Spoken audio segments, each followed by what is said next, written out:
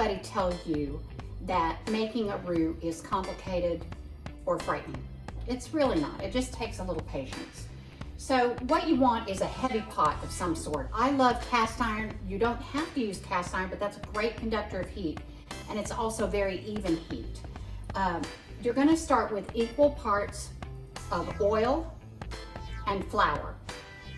Some recipes will tell you can use a little less of one or the other, but it's so easy to just do 1-to-1 ratio, and it turns out perfect every time. The only thing I will tell you is you don't want to use olive oil. That's a great oil for lots of other things, but olive oil, good olive oil, has a grassy flavor, and that's not what we want for a roux. So we're just going to mix those two together. We'll start with a nice high heat, and off we go. So roux can come in different colors. A bechamel sauce would be made with a blonde roux, a light roux, and that is with butter and flour. You cook that together. We're not going to use butter. We're going to use a good oil and flour, and we're going to cook it until it's very, very dark. We get much more depth of flavor because you're actually kind of getting the flour more roasted, so it just has a completely different flavor. First thing you want to do is just make sure that the flour is completely dissolved in the oil. Some cooks will heat the oil first and then add the flour, but I don't think that's necessary. It's a really pretty color. It looks like condensed milk. Now I stir this with a silicone spoon because I like that it's bendy and it gets down in the corners and you can scrape up all the flour solids. And also, metal makes a lot of racket in a cast iron pot, and I don't like the sound. So there you go. So you're going to want to bring it up to a nice bubbly boil. It almost looks kind of foamy. So we're going to watch the clock just so you can know how long this takes.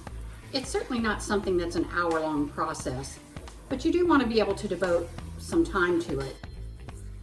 Okay guys, we're almost exactly 10 minutes in, and I'm going to say what we have now is almost a peanut butter color.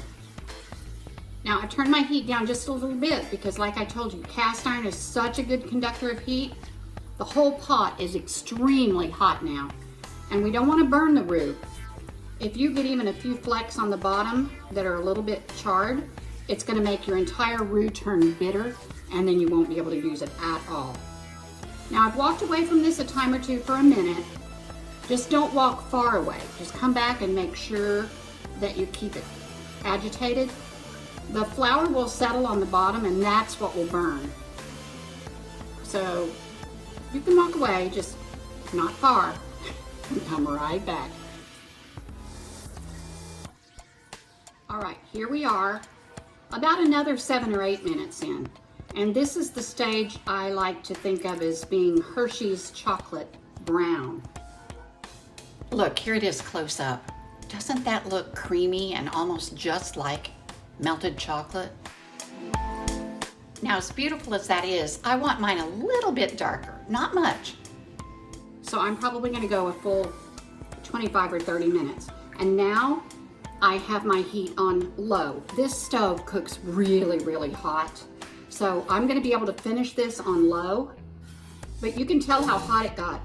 My silicone spoon has actually warped in the middle. This spoon goes up to 500 degrees, so I know it got very hot.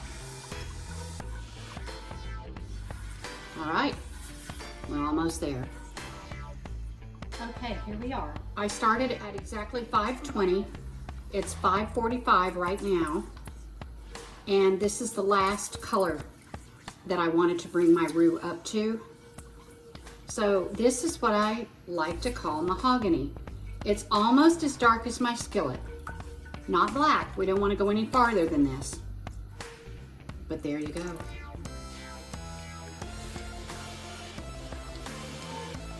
And easy as pie. Well, maybe not pie, but you know what I mean. If you can stir, you can make a roux. So there you have it. You can stick your finished roux in a storage container in the fridge. Keep it for, it's flour and oil. I mean, it's not gonna go bad. You can keep it for a really long time. In fact, you can double it and make a batch of something today and then make another batch of something next week or even next month. It keeps for a really long time. So now if you want to know how I make my gumbo, just click on the next link.